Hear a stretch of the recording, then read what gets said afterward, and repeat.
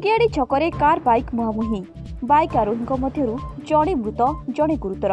मयूरभंज जिला रायरंगपुर टाउन थाना अंतर्गत गोरु महिषाणी रास्ता सिमिली नाली धुंकियाड़ी छकरे गुरुवार संध्या समय कार नंबर JH05AN 7515 सहित बाइक नंबर OD11H3343 धक्का बाइक आरोही मध्यरु जड़े मृत एवं अन्य जड़े गुरुतर आहत होइथिबा सूचना मिली।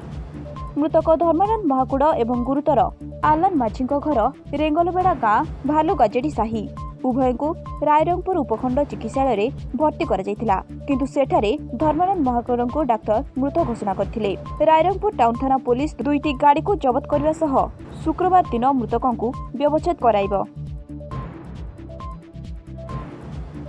रायरंगपुर भवानी शंकर महंतों रिपोर्ट ओडिशा टुडे।